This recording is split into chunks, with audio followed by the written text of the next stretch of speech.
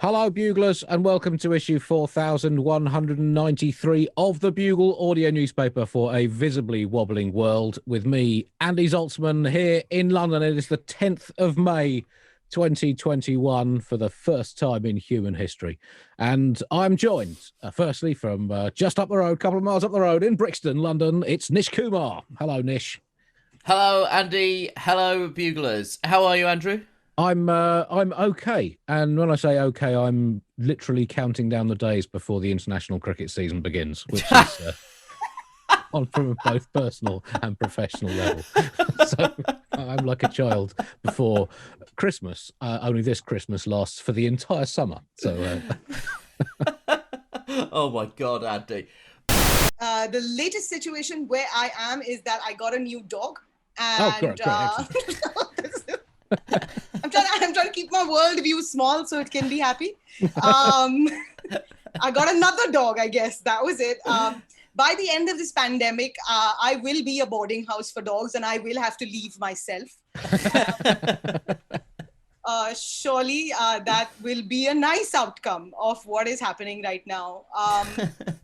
But it's rough out there, Andy. I currently have tested positive for the dreaded C word, which means yes, I am a and though I always have been, it feels like. I mean, how do you look back now, Nish? I know you're a huge fan of the Conservative Party and all it stands for. I am nothing Cameron. if not true blue. Andy, I think the way that I reflect on David Cameron is that he and Boris Johnson are now locked in mortal combat for the title of worst Prime Minister in British history. And that is about that is going to go all the way, Andy. This is the thriller in Manila for white people. Andy, this is not the first time that the Lancet has asked the central government of India to do better. In fact, the first time the Lancet had written to the government of India was to describe the mental health impact of Article 370 removal on the people of Jammu and Kashmir, which happened on the day that we recorded an episode of Live in Edinburgh with you, Nish, which was about 200 years ago in 2019. Yeah. I now know my history and Bugle episode numbers. But at that point in time, people were pissed at the intervention of Lancet. They were like, who's this, some British ass magazine to ask us questions? Like, we're going to introduce our own magazine and we're going to call it The Hacksaw, which is what our healthcare system has taken in the past few months. We're going to publish our own shit on it, okay? Like, someone actually said this. They said, why do we care about what the Lancet says? It's run by Chrislamo liberal terrorists. And like, find a bunch of Chris's and a bunch of Lamos who agree on anything, right? In order to come together. Far be it from something as organized as like terrorism, right? And I'm a liberal, and let me tell you, I don't want to do anything. I really don't want to be organized. Like, when you say organized religion to me, it's not the religion part that scares me. It's the organized part. And I'm like, this is too much work. The Lancet article said, despite the warnings of the risk of super spreader events, the government allowed religious festivals to go ahead, drawing millions of people from around the country, along with huge political rallies, conspicuous for their lack of COVID-19 mitigation measures. Now, I mean, this religion and politics, I mean, they're long-running friendly tussle for who can ruin the most people's lives through human history. I mean, this is another classic chapter, and it looks set to run and run for the rest of time. No, and what they've realised is they've tussled with each other for years, and at some point they suddenly looked at each other like Thelma and Louise and just went, "Take my hand. We can ruin so many more lives if we work together." It's like Alien versus Predator for years, and film franchises, those two have been at loggerheads. But if Alien and Predator just got together, they could absolutely devastate. And what religion and politics have done is looked at each other and gone, "We are stronger together than apart." Now let us lay waste to India via the emissary of Narendra. Bill Gates at one point was involved in, he was at one point, there were reports that Bill Gates was involved in blocking the waiving of patents on COVID drugs. But now we just know that guy was just going through a divorce. And it affects people in different ways. Bob Dylan wrote Blood on the Tracks. Bill Gates allowed millions of Indians to die. Who can say which was the better or worse? The vaccine waiver was Bill and Melinda Gates' version of Fleetwood Mac's Rumours album. There was a lot going on behind the scenes. And there was a lot going on behind the scenes, and now we're all left to reckon with what they've done. I think the number one thing that tarnishes Indian history is Indian present. Because if we are not able to take responsibility for our past, then what lessons have we learned? I think you're both an absolute disgrace. And you know what's happened here? It's because facts are part of the wokest lobby.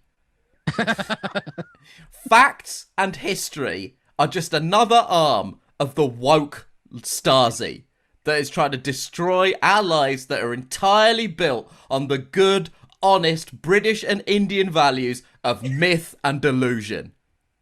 One final story now, arguably the most important story of the week, is penises in New Zealand news. And Jeff Upson from New Zealand has been threatened with prosecution after drawing around 100 penis shapes around potholes in the roads in an effort, he claims, to force his local council to fix the holes in the road. I know both of you are huge aficionados of the use of the strategic wang drawing as an agent of political change. I mean, where does this rate for you in the history of penis protest?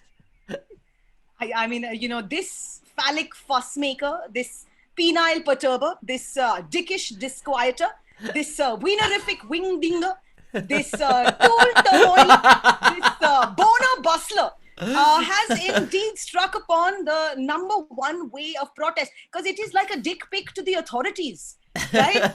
You could spend 27 years of your life getting a PhD in public policy, but the thing that does work is drawing a penis around your problem, and somebody will solve it. It really makes me wish that, somebody would draw a giant penis around the picture of Narendra Damodar Das Modi, and that could lead to some fixing.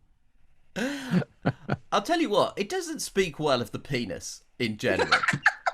That it is the internationally accepted symbol for something that is bad and must be removed.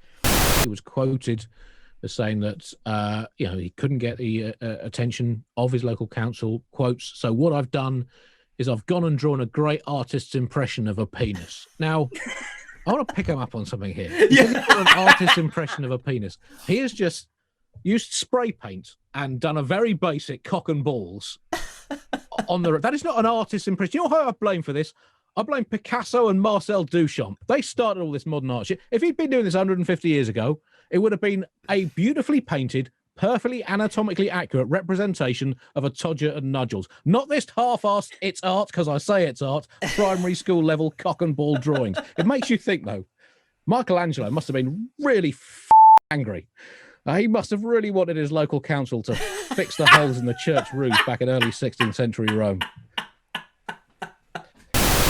When you say it was three discrete, the penis and balls were three discrete items, Nish. Well, I mean, that's something that may have happened to someone who tweeted me concerning the news quiz on Radio 4, which you can find on the BBC Sounds app and anywhere else you get your podcast, who said, "I would sooner staple my balls to my eyes than listen to this." So I guess that is a situation in which, kind of just the pure logistics of it could result in, a tripartite sundering, I guess. What I would say to that person is, if you have the physical dexterity to get your eyes down to your balls, I would say there's some other stuff you can do that'd be a lot more fun than stapling. Also, I would say, it's a radio show. Staple your balls to your ears. Come on.